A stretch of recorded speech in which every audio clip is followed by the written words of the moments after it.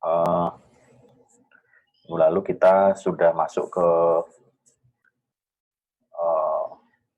apa namanya karakterisasi membran yang terkait dengan properties dari permukaan, ya, di mana di dalam melakukan karakteristik dari permukaan membran itu ada beberapa parameter yang bisa kita ketahui, itu bisa kita analisa. Yang pertama adalah komposisi kimia, kemudian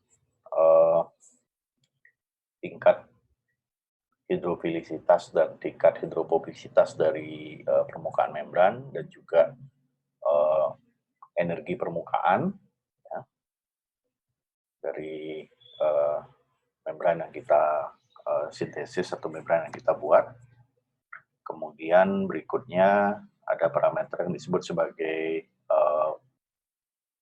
muatan dari permukaan, ya, yang diukur dengan menggunakan metode pengukuran streaming potensial. Kemudian yang terakhir adalah pengukuran mikrostruktur dari permukaan, ya. Jadi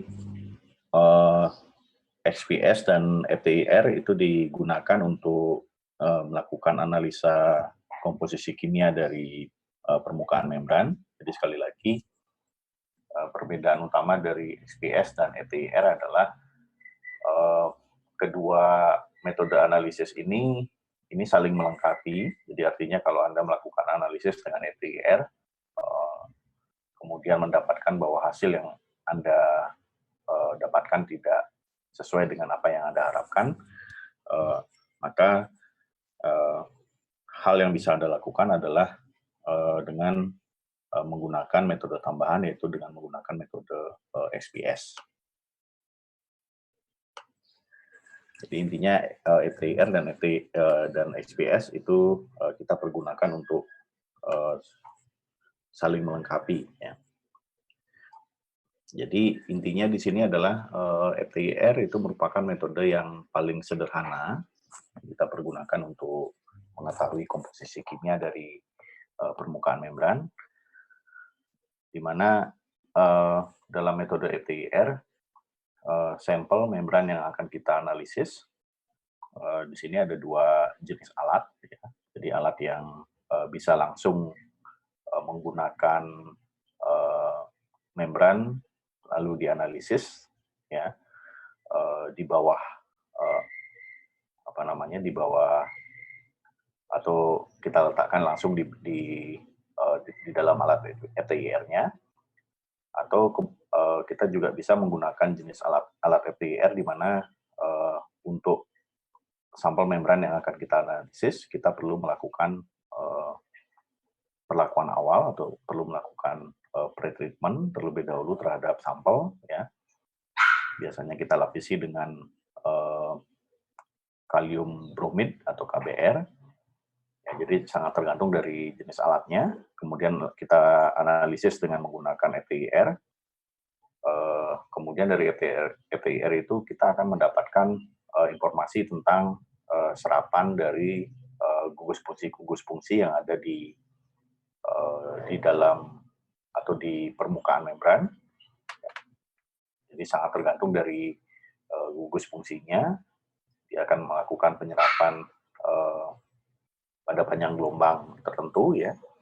Sehingga nanti dari hasil serapan panjang gelombang itu nanti kita akan bisa mendapatkan informasi tentang gugus fungsi apa saja yang ada di dalam membran yang akan kita analisa, ya. Jadi informasi awal tentang jenis polimer yang kita pakai untuk membuat membran di sini sangat penting, ya. Karena dengan FTIR intinya adalah alat FTIR itu tidak akan bisa melakukan deteksi, misalkan kalau kita memiliki membran, kemudian kita tidak tahu bahan pembuatnya, ya, kemudian kita akan analisa, ya. Setelah itu Anda mengharapkan bahwa nanti dari FTIR kita bisa tahu misalkan ini membrannya dibuat dari polimer A misalkan.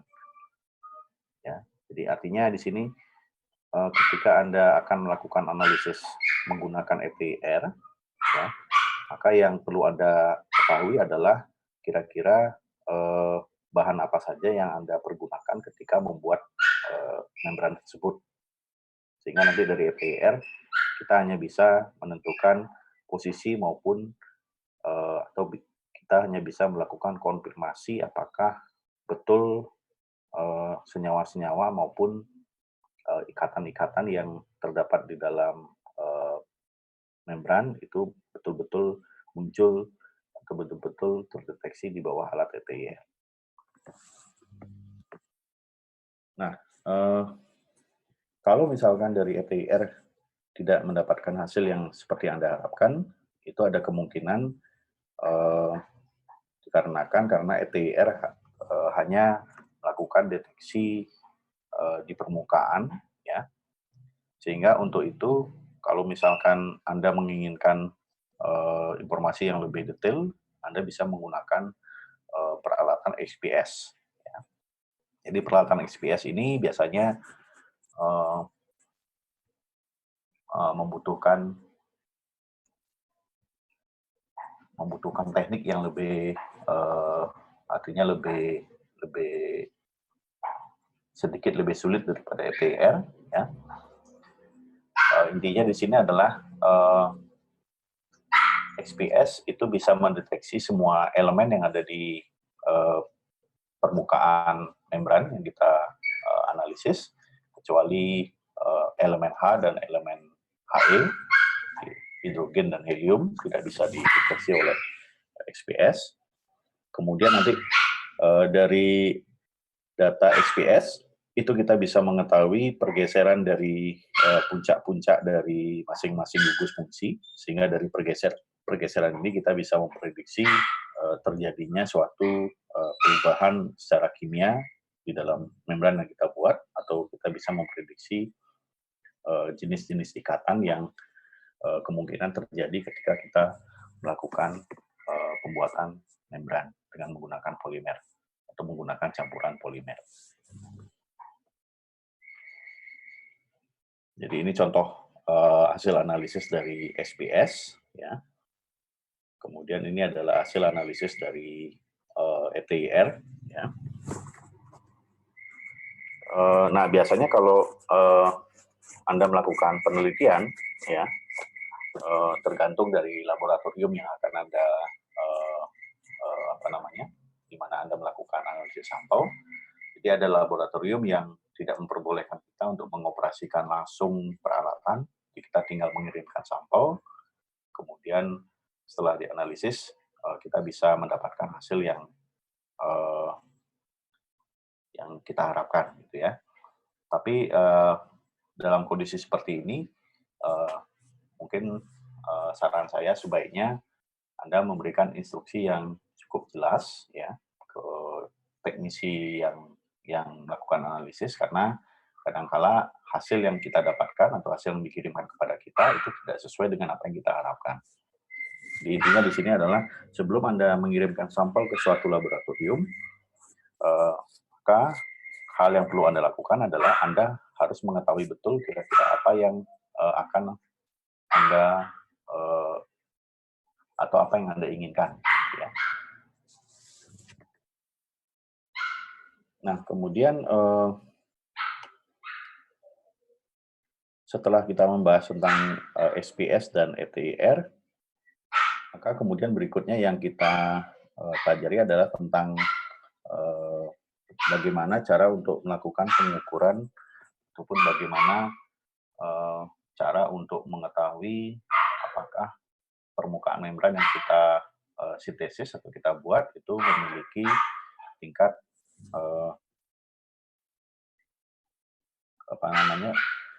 tingkat hidrofilisitas maupun tingkat hidrofobisitas yang kita inginkan.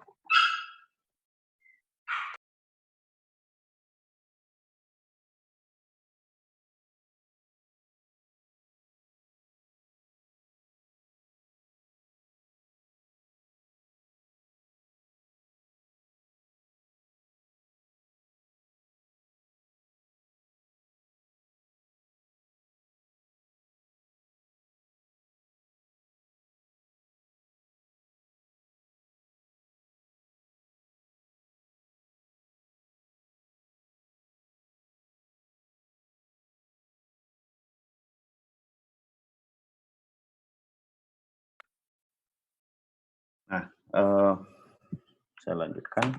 Nah, eee, tingkat hidrofilisitas dan tingkat hidrofobisitas dari permukaan membran ini akan menentukan apakah membran yang akan kita pergunakan untuk melakukan proses pemisahan itu eh, cukup rentan atau tidak terhadap adsorpsi dari komponen-komponen yang ada di dalam aliran umpan.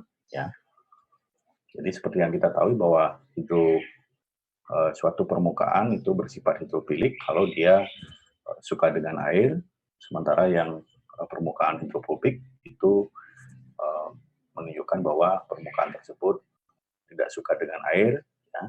Jadi intinya adalah kalau kita memiliki campuran, contohnya adalah campuran air dengan minyak di aliran umpan, maka kalau kita menginginkan menginginkan air sebagai aliran permeat atau aliran produk yang kita inginkan, maka kita harus memastikan bahwa membran yang kita pergunakan itu bisa melewatkan air, dan selain itu dia juga bisa menolak minyak yang ada di aliran umpan. Jadi artinya di sini membran yang kita pergunakan harus merupakan membran yang bersifat hidrofilik. Begitu juga sebaliknya kalau pada aliran umpan campuran minyak dengan air, kemudian produk yang kita inginkan misalkan adalah minyak sebagai permeat, sebagai produk, maka tentu saja kita harus menggunakan membran yang hidrofobik untuk melakukan pemisahan minyak dengan air. Nah, di sini untuk parameter hidrofilisitas dan hidrofobisitas, maka tingkat hidrofilisitas dan hidrofobisitas dari suatu permukaan membran itu sangat tergantung dari gugus fungsi yang ada di permukaan. Ya. Jadi gugus fungsi dari polimer yang kita pergunakan untuk membuat membran ini sangat menentukan tingkat hidrofilisitas maupun tingkat hidrofobisitas dari permukaan membran. Kemudian yang lain juga yang menentukan tingkat hidrofilisitas dan hidrofobisitas dari permukaan membran itu adalah kekasaran dari permukaan. Ya. Nah, seperti yang sudah kita bahas minggu lalu untuk surface roughness atau kekasaran dari permukaan membran ini biasanya kita lakukan analisis dengan menggunakan atomic force microscopy atau AFM. Jadi dua parameter yaitu gugus fungsi dari permukaan membran, kemudian kekasaran dari permukaan membran ini akan menentukan tingkat hidrofilisitas maupun tingkat hidrofobisitas. Nah, kemudian untuk melakukan analisis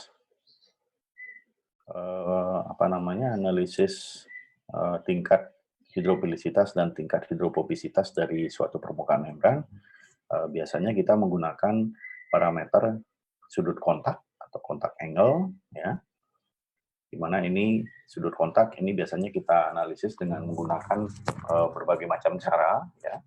Salah satunya dengan menggunakan mikroskop. Ya.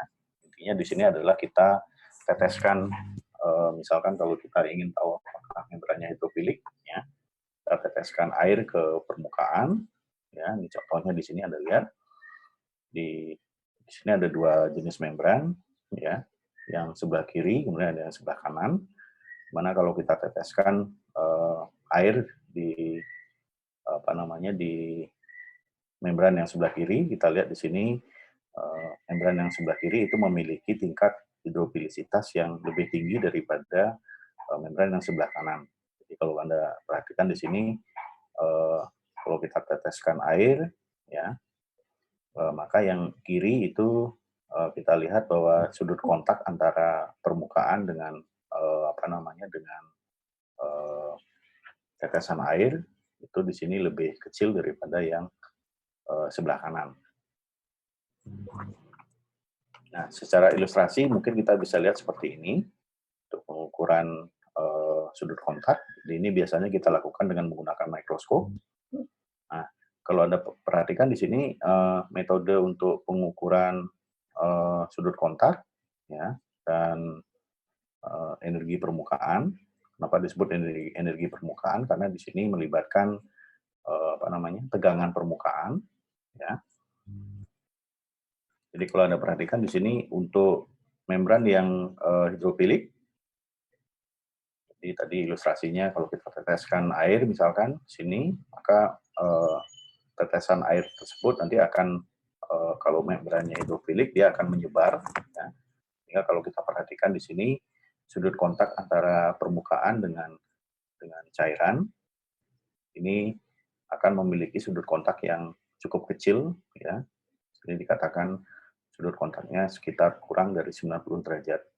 Eee, ini kalau membrannya hidrofilik, sementara kalau membrannya itu hidrofobik, kalau Anda perhatikan di sini yang sebelah kiri, jadi kalau kita teteskan, air ke permukaan membran yang hidrofobik, kita lihat bahwa sudut kontak antara, eee, permukaan dengan, eee, tetesan dari atau droplet dari air, itu memiliki sudut kontak yang, besar, yaitu berada di kisaran di atas 90 derajat.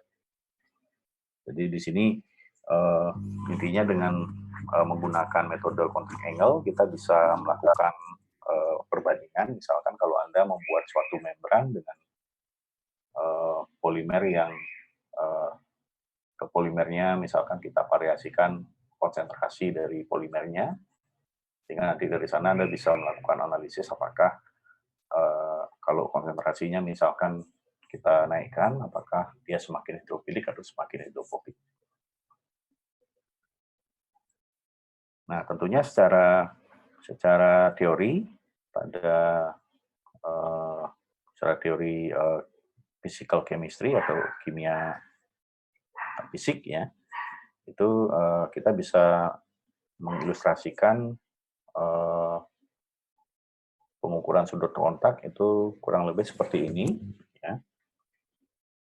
Jadi, pengukuran sudut kontak juga, bisa memberikan kita informasi, kira-kira berapakah tegangan permukaan antara, eee, apa namanya, antara antara membran dengan cairannya, ya. Jadi artinya di sini kita bisa menentukan, tegangan permukaan yang terjadi antara, padatan dengan cairan, di mana padatan di sini adalah permukaan membran. Kemudian kita juga bisa, eee, apa namanya, di sini kita bisa juga menentukan, gamma dari, permukaan membran dengan, apa namanya, dengan, udara di sini, udara sekitar. Kemudian di sini ada, gamma dari, cairan dengan, eee, apa namanya, dengan, udara sekitar. Sehingga di sini kita bisa, memprediksi kira-kira berapakah nanti, theta yang terbentuk ya, dengan menggunakan persamaan Young di sini. Tapi secara secara praktik di laboratorium, kalau kita melakukan analisa pengukuran, kontak angle ya, kita tinggal, apa namanya, gunakan mikroskop, kemudian kita teteskan, apa namanya, eee, teteskan cairan, dalam hal ini biasanya kita menggunakan air, setelah itu kita bisa melakukan analisis di bawah mikroskop, kira-kira berapakah sudut kontak antara, cairan dengan permukaan membran. Nah, tentu saja metode pengukuran, sudut kontak ini, eee, itu hasilnya akan menjadi akurat kalau permukaan membran itu, seragam atau uniform, kemudian juga permukaan membran, relatif datar atau flat. Jadi kalau permukaan membrannya, memiliki tingkat kekasaran yang cukup tinggi, mungkin kita harus berhati-hati ketika kita melakukan pengukuran, sudut kontak, ya. Jadi itu tentang, sudut kontak dan energi permukaan. Kemudian berikutnya ini, kemudian, berikutnya parameter yang juga, eee, kemungkinan akan Anda analisis ketika Anda, melakukan sintesis membran. Di membran yang sudah Anda buat atau sudah Anda sintesis, itu kalau misalkan Anda menginginkan informasi tentang apakah membran yang saya pergunakan ini memiliki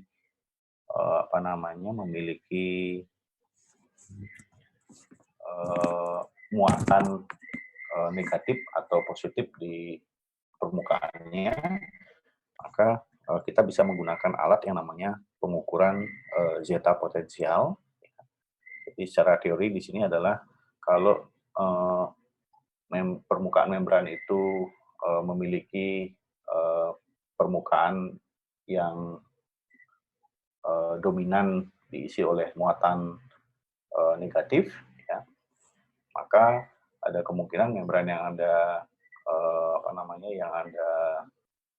sintesis itu akan memiliki tingkat fouling yang cukup rendah. Ya. Kenapa? Karena kalau kita melakukan pemisahan dengan menggunakan membran, kemudian di dalam aliran umpan terdapat partikel-partikel kecil, ya. Partikel kecil ini biasanya di dalam suatu larutan itu secara alami akan memiliki muatan yang bersifat negatif, ya. Jadi terutama partikel-partikel kecil yang termasuk ke dalam koloid maupun partikel-partikel yang berukuran mikrometer maupun nanometer. Sehingga kalau partikelnya berukuran negatif, kemudian permukaan membrannya juga negatif, tentu saja ini akan menyebabkan permukaan membran akan saling tolak-menolak dengan partikel, sehingga akibatnya di sini partikel-partikel yang ada di aliran umpan itu bisa terinjek oleh permukaan membran. Nah, biasanya kondisi fouling itu juga ditentukan oleh muatan dari permukaan membran, ya, dan biasanya itu disebabkan oleh biofouling, ya. Jadi di sini dikatakan bahwa biofouling atau fouling yang disebabkan oleh komponen-komponen yang seperti mikroorganisme atau bakteri, virus, ya, itu sangat tergantung pada jenis muatan yang ada di permukaan membran. Jadi dikatakan di sini bahwa muatan dari permukaan suatu membran itu sangat tergantung dari beberapa faktor, ya. Jadi bisa diakibatkan oleh adsorpsi ion dari larutan, kemudian adsorpsi polielektrolit, ya, kemudian surfaktan, ya, atau bisa juga karena ada partikel-partikel yang bermuatan seperti saya sampaikan tadi, seperti misalkan koloid, ya, atau partikel-partikel yang berukuran nanometer, atau bisa juga karena terjadinya disosiasi dari gugus fungsi yang ada di permukaan membran. Ya, jadi permukaan membran misalkan mengandung gugus fungsi, misalkan COOH, ya, ada kemungkinan ini mengalami disosiasi sehingga akan mengakibatkan permukaan membran itu memiliki gugus fungsi atau memiliki muatan yang bersifat negatif.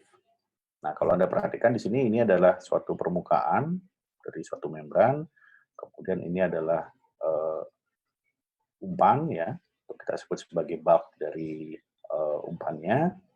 Nah, kalau Anda perhatikan di sini ada profil dari muatan dari permukaannya. Kalau Anda perhatikan di sini, nah, yang biasanya diukur oleh alat zeta potensial ini biasanya adalah muatan ataupun potensial yang ada di area yang dekat dengan permukaan maupun yang ada di di sisi yang berdekatan dengan permukaan dari suatu membran. Nah, untuk zeta potensial ini secara fisik alatnya itu kurang lebih bentuknya seperti pH meter.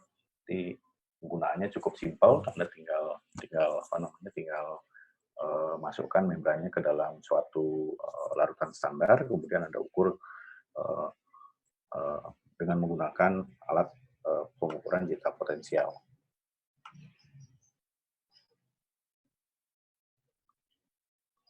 Nah, alat lain mungkin yang bisa dipergunakan itu adalah dengan menggunakan streaming potensial, ya. Kurang lebih bentuknya seperti ini. Tapi intinya di sini adalah dengan menggunakan zeta potensial maupun dengan menggunakan streaming potensial, maka yang Anda harapkan nanti Anda bisa mendapatkan data kurang lebih seperti ini, ya. Nah, untuk pengukuran dengan menggunakan zeta potensial, ya, ini tentunya kita harus memahami fundamental atau teori tentang tentang physical chemistry atau kimia fisik, ya, terutama yang terkait dengan surface chemistry atau kimia permukaan, ya. Jadi saya sendiri juga tidak terlalu expert di physical chemistry, ya. Jadi waktu saya mengambil S2 di Inggris itu sempat mempelajari tentang zeta potensial dan streaming potensial, tapi secara praktek itu belum pernah melakukan pengukuran zeta potensial maupun streaming potensial, karena kebetulan membran yang saya buat itu adalah membran yang dipergunakan untuk melakukan pemisahan gas, sehingga dalam hal itu tidak membutuhkan informasi tentang jenis muatan yang ada di permukaan membran yang saya sintesis atau saya buat.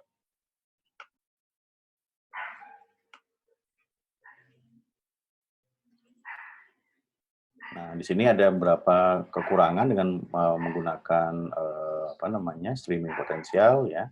Dikatakan di sini presisinya hanya 10%, ya. Jadi selain itu juga itu setiap instrumen itu memiliki kelebihan dan kekurangan masing-masing, sehingga dalam hal ini kalau kita melakukan pengukuran dengan menggunakan zeta potensial, mungkin kita stick pada satu alat saja, sehingga sehingga variasi percobaan yang kita lakukan itu bisa cukup mewakili apa yang dihasilkan oleh pengukuran dengan menggunakan zeta potensial maupun streaming potensial.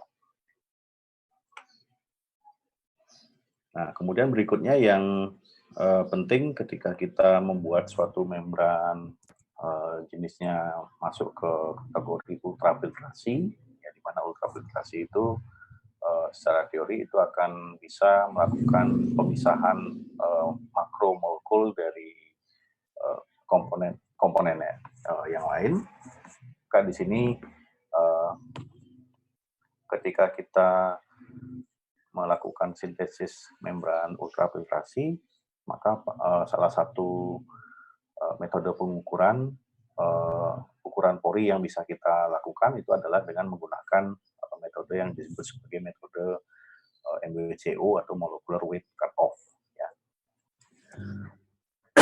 Jadi intinya di sini adalah ketika Anda sudah selesai membuat membran, kemudian Anda yakin misalkan membrannya adalah ultrafiltrasi atau masuk ke area membran yang termasuk ultrafiltrasi, ya. Kemudian Anda ingin mengetahui kira-kira di sini untuk membran yang saya buat, ya, itu dia memiliki memiliki tingkat rejeksi yang bagaimana, gitu ya. Nah, maka salah satu parameter yang bisa Anda pergunakan adalah MWCO atau molecular weight cutoff. Jadi intinya di sini MWCO atau molecular weight cutoff itu Anda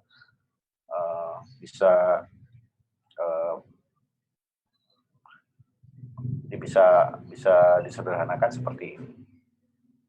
Jadi ketika Anda sudah selesai membuat membran, kemudian Anda tes, ya. Tes itu maksudnya kita pergunakan dalam proses filtrasi, ya. Nah, maka di sini kita bisa menggunakan,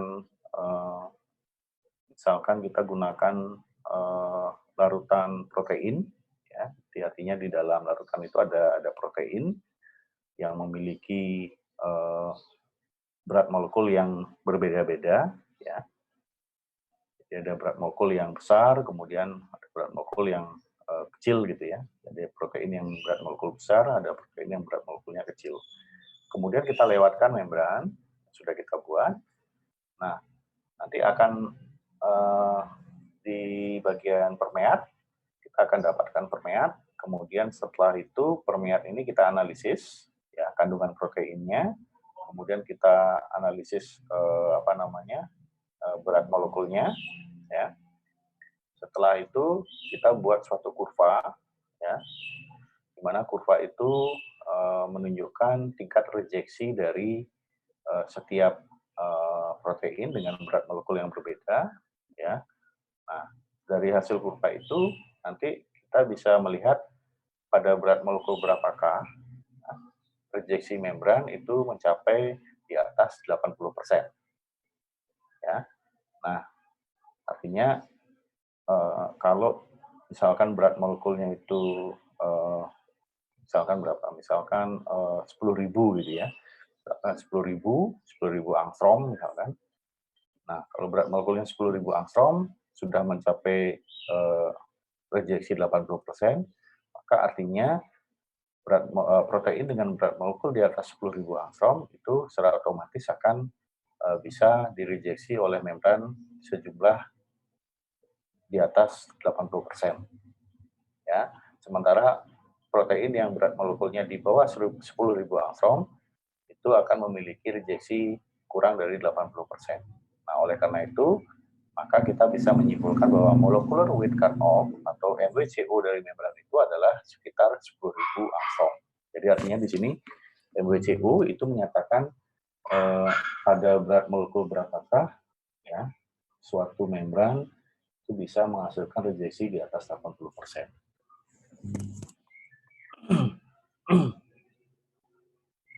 Nah, ini di sini ada beberapa contoh misalkan ya. Kalau misalkan kita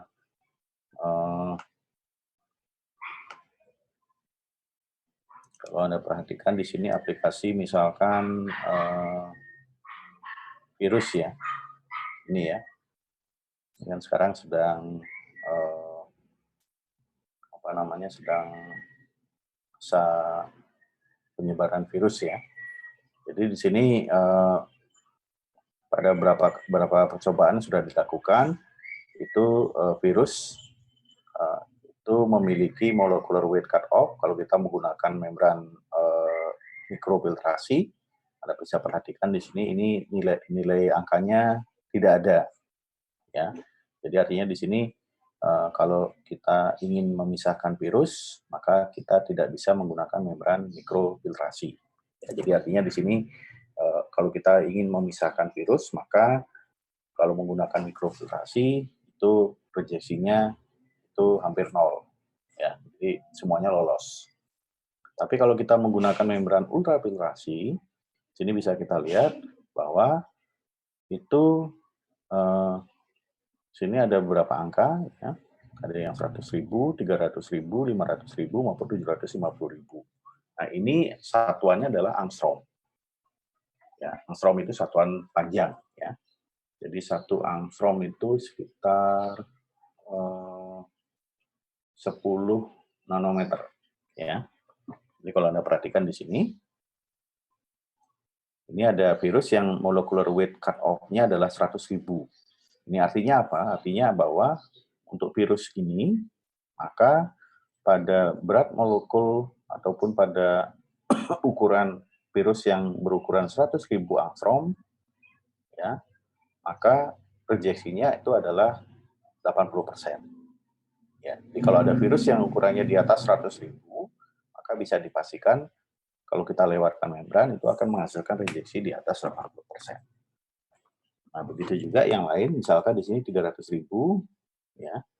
Jadi ini membrannya artinya bisa menghasilkan rejeksi di atas 80% kalau kita memiliki virus dengan ukuran kurang lebih sekitar 300.000 angstrom. Jadi cara membaca molecular weight cutoff. Jadi molecular weight cutoff ini biasanya secara eksperimen itu biasanya kita menggunakan protein sebagai umpan, ya, umpan ke membran, umpan yang kita pergunakan untuk melakukan proses filtrasi. Karena apa? Karena protein itu biasanya memiliki memiliki ukuran-ukuran yang berbeda-beda. Jadi kita bisa mengetahui nanti kira-kira pada berat molekul protein berapa dia mencapai dia mulai mencapai rejeksi 80%. Jadi artinya di sanalah nilai MBCO dari membran yang kita sintesis kita hasilkan. Jadi ini secara grafik Anda bisa lihat di sini.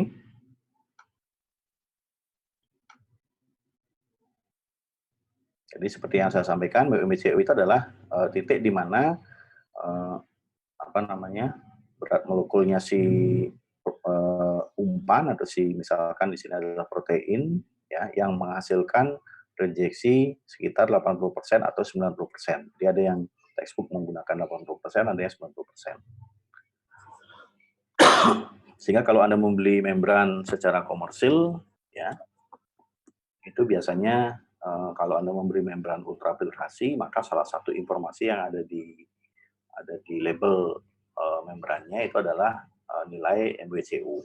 Jadi artinya kalau misalkan Anda menemukan MBCO-nya sekitar 40.000 ya, maka artinya membran ini memiliki tingkat rejeksi di atas 90% ya, pada angka berat molekul 90.000 ya. Contohnya di sini misalkan MBCO-nya 60.000. Jadi 60.000 itu artinya semua solut yang berukuran lebih besar daripada 60.000 itu akan 90%-nya ditolak atau terreject oleh si membran. Dan perlu dipahami di sini bahwa ketika melakukan pengukuran nilai MBCO pada suatu membran, itu kita tidak mempertimbangkan pengaruh dari berbagai macam faktor, diantaranya adalah polarisasi konsentrasi, kemudian pengaruh dari bentuknya, kemudian pengaruh dari interaksi antara solut dengan permukaan membran. Jadi artinya di sini kita betul-betul ketika melakukan pengukuran MBCO kita menggunakan komponen murni. Kita menggunakan protein yang kita pergunakan ya berarti protein yang murni. Tidak ada komponen lain yang mengakibatkan terjadinya interaksi antara protein dengan komponen yang lain. Nah, itu yang disebut dengan MBCO.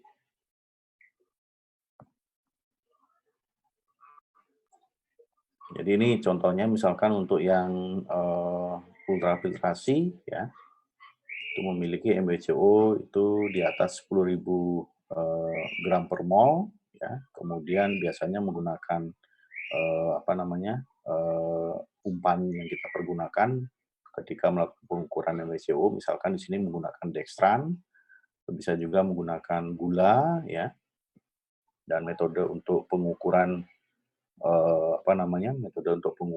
konsentrasi dari dextran yang ada di permeat itu bisa menggunakan berbagai macam cara, bisa menggunakan HPLC, bisa menggunakan GPC atau TOC.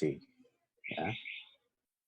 PLC itu adalah High Performance Liquid Chromatography, TOC adalah Total Organic Carbon, kemudian GPC adalah Gel Permeation Chromatography. Sementara kalau Anda menggunakan gula, Anda bisa menggunakan spektrofotometri UV vis, ya. Itu juga yang membran nanofiltrasi, di mana MBCO-nya itu berada di kisaran di bawah 10.000 gram per mol.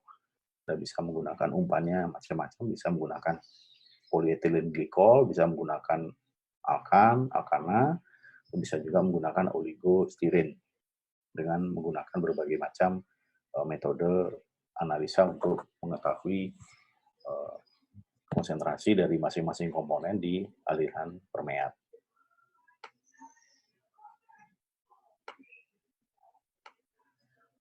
Nah, jadi intinya di sini untuk suatu membran yang kita buat di laboratorium, ya, untuk mengetahui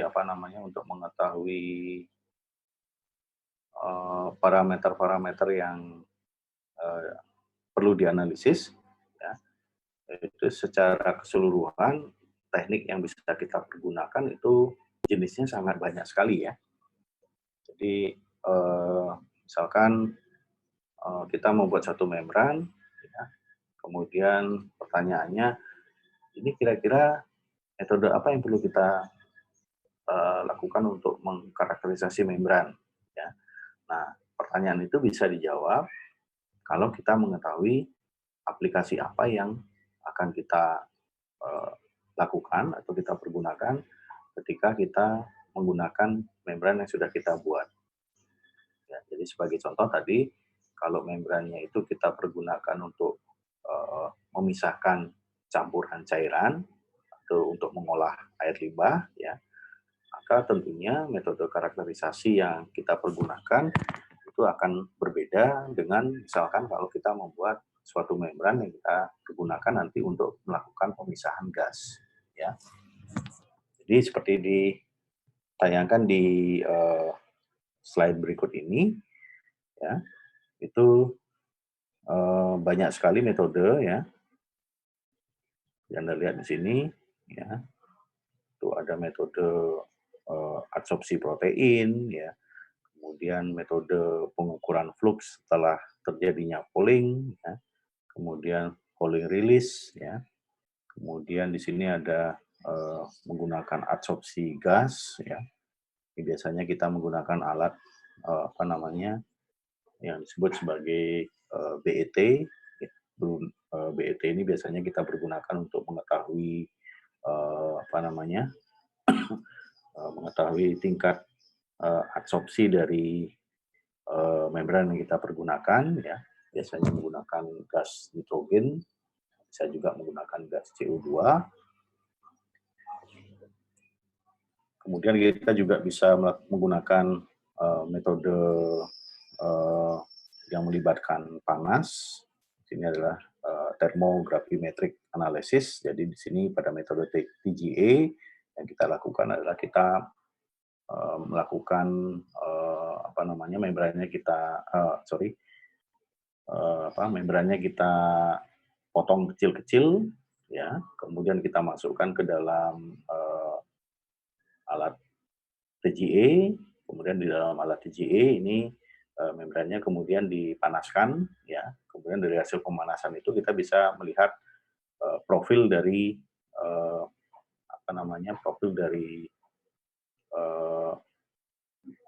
atau hubungan antara suhu pemanasan dengan tingkat pengurangan massa dari sampel yang kita masukkan ke dalam alat. Jadi dari sana kita bisa tahu kira-kira pada suhu tertentu komponen apa saja yang hilang, ya. Sehingga dari sana kita bisa mengetahui tingkat kekuatan thermal dari suatu membran.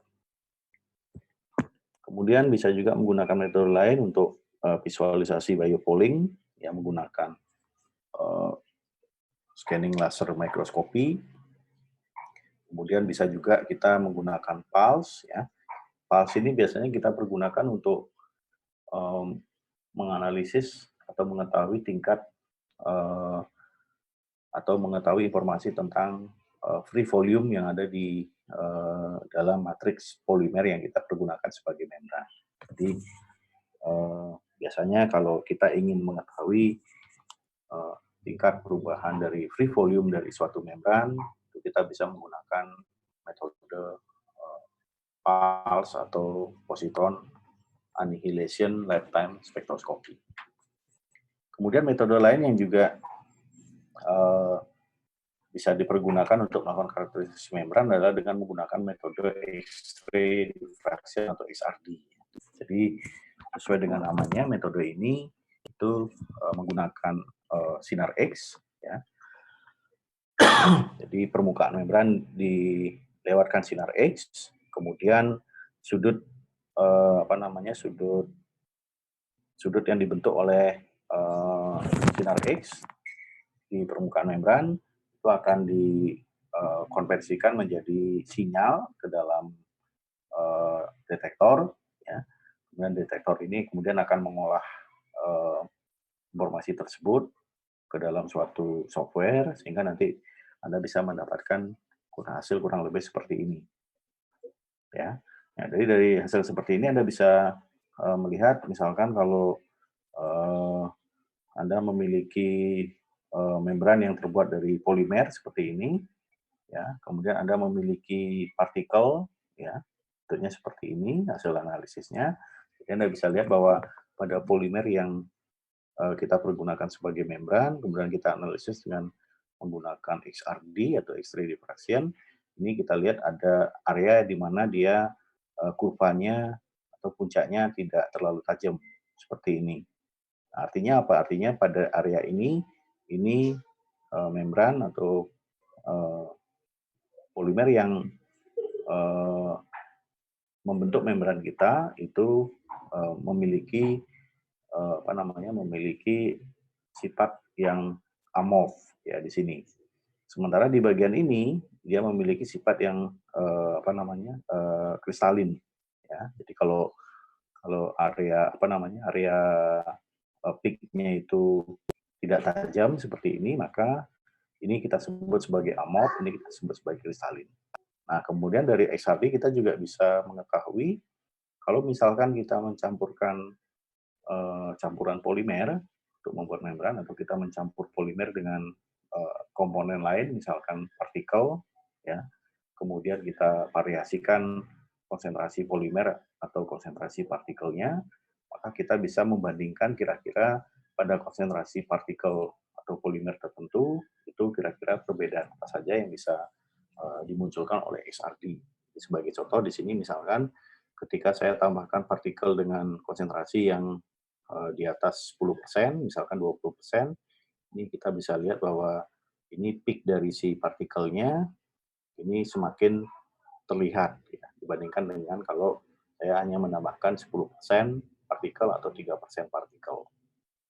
Jadi artinya di sini ketika saya tambahkan partikel yang lebih besar, maka tentu saja di dalam membran yang saya hasilkan itu jumlah partikelnya menjadi lebih banyak, sehingga ketika saya analisis di bawah alat analisis XRD, maka sinyal dari si partikelnya itu akan terlihat lebih dominan atau lebih terlihat daripada kalau saya menambahkan partikel hanya sebesar 10% maupun 3%.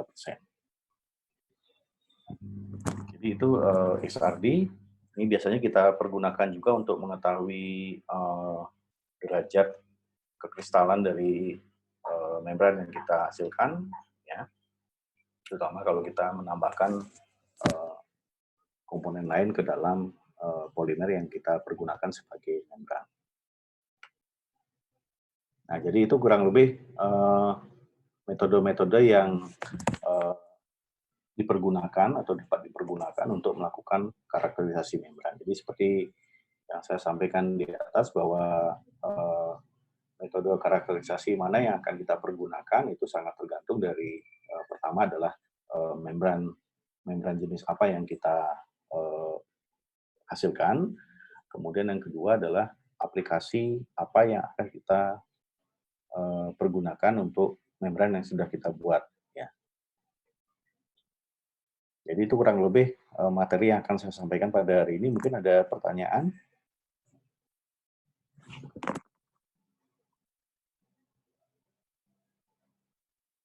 Pak, saya mau bertanya. Ya. Tadi saya kurang jelas yang itu, Pak, yang surface roughness mempengaruhi hidrofobisitas itu gimana ya, Pak? Surface roughness mengaruhi hidrofobisitas. Jadi intinya di sini adalah ketika kita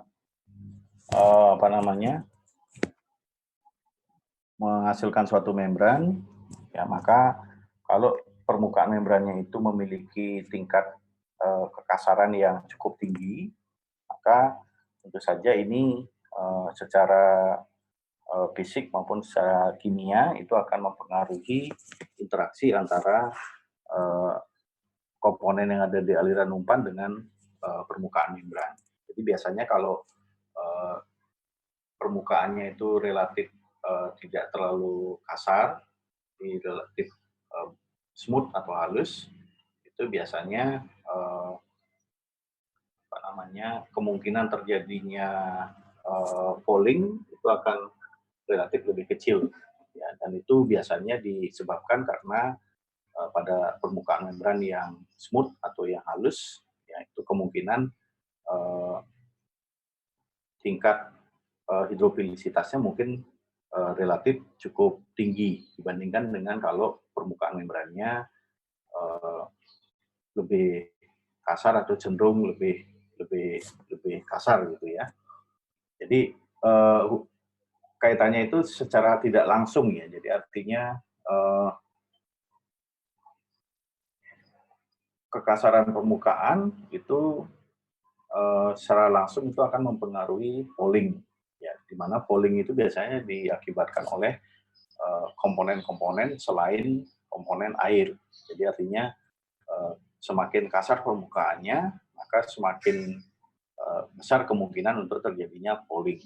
Dan ini biasanya karena dia terjadi falling, maka kita bisa mengasumsikan atau kita bisa mengaitkan bahwa permukaan yang kasar ini itu menyebabkan falling, sehingga falling itu kan artinya komponen selain air dia nempel. Nah, nempel itu kan berarti kan dia senang sama permukaannya. Nah, kalau dia senang sama permukaannya berarti kan dia bisa kita katakan dia tidak hidrofilik atau dia lebih hidrofobik. Jadi kurang lebih seperti itu. Oh iya, makasih Pak. Ya, tapi yang lebih menentukan sebenarnya gugus fungsi ya. Gugus fungsi yang ada di permukaan itu biasanya yang lebih menentukan apakah membran itu nanti hidrofilik atau hidrofobik. Ada pertanyaan lain?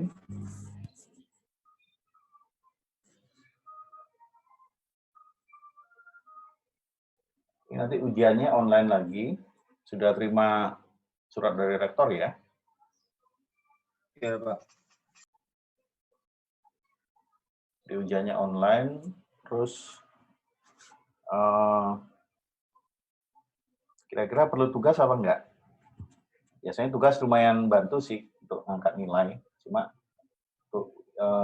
setelah UTS saya belum memberikan tugas. Mungkin nanti kalau tidak keberatan mungkin minggu terakhir atau minggu setelah libur Idul Fitri itu nanti mungkin saya akan memberikan tugas yang tidak terlalu sulit mungkin. Tujuannya supaya nanti kalau jaga-jaga kalau nilai ujiannya tidak terlalu bagus ya. Nah, kalau tidak ada pertanyaan, ini sudah saya record tadi, nanti hasil recordnya nanti saya posting di Google Classroom dan di ULS. Saya kira tidak ada pertanyaan. Baik, selamat berlibur. Kita ketemu lagi sesudah liburan ya. Terima kasih atas